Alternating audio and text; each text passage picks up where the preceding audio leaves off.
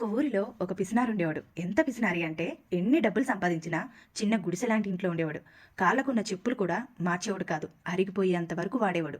ఉద్యోగానికి కూడా పాత బట్టలు వేసుకుని వెళ్ళేవాడు. కొత్త బట్టలు కొనుక్కునేవాడు కాదు. వయసు వచ్చినా కూడా పెళ్లి చేసుకోలేదు. ఎందుకంటే పెళ్ళంతో పాటు పిల్లలు ఖర్చులు వస్తాయని. అలా జీవితాన్ని బ్రతికేస్తూ ఉన్నాడు. 50 ఏళ్ళు వచ్చాయి. ఇంకా రిటైర్ అయిపోతాను అనుకున్న సమయాన తన ఇంటి తలుపు తట్టి మరి యమధర్మరాజు లోపలికి వచ్చాడు. నీ సమయం అయిపోయింది పదా అని. అప్పుడే అయిపోయిందా? ఇప్పటి వరకు నేను ₹1,00,00,000 సంపాదించాను. ఈ డబ్బులు తీసుకుని నాకు కొంచెం ఆయుష్ ఇస్తారా అని అడిగాడు. యమధర్మరాజు గట్టిగా నవ్వాడు. కుదరదని చెప్పాడు. ఒక్క క్షణం సమయం ఇవ్వండి అని గబగబా ఒక పేపర్ తీసుకుని దాని మీద ఏం రాశాడంటే, ఈ డబ్బులు ఎవరికి దొరుకుతాయో వాళ్ళు దయచేసి జీవితాన్ని బతకడానికి వాడండి. చావులో ఇది దేనికి పనికిరాదని ఆ డబ్బులు మూటలో పేపర్ పెట్టి పడేస్తాడు. అర్థమైందా? ఏది మన కోసం ఆగదు. డిసెంబర్ 31 జనవరి 1 వస్తుంటాయి పోతూ ఉంటాయి. కానీ మనకే జీవితకాలం తగ్గుతుందని గుర్తుపెట్టుకోవాలి. వాళ్ళకి కేక్ కట్ చేసుకోవటం, స్టేటస్ పెట్టడం, వాట్సాప్ మెసేజ్ లో హ్యాపీ న్యూ ఇయర్ అని పెట్టడం, ఇంతే. అంతకన్నా మనం మారం. న్యూ ఇయర్ సెలబ్రేషన్స్ అని మగవాళ్ళు మాత్రమే కాదు, ఆడవాళ్ళు కూడా పాడవుతున్నారు.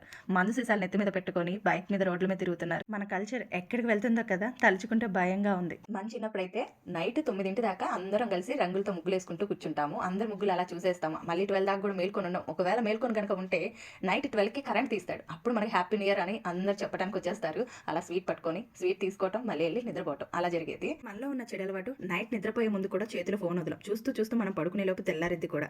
అంతసేపు చూస్తూ ఉంటాం. అదేంటంటే నైట్ నిద్ర పట్టదు అంటారు. సెల్ చూస్తూ ఉంటే మైండ్ సెల్లులో ఉన్న ప్రపంచాన్ని చూడటానికి ఇష్టపడింది, కానీ రెస్ట్ తీసుకోవడానికి ఇష్టపడదు కదా. అంటే చిన్న చిన్న చెడు అలవాట్లు మార్పు రావాలని న్యూ ఇయర్ కి వెల్కమ్ చెప్తూ ఈ ఇయర్ కి బాయ్ చెప్తాం.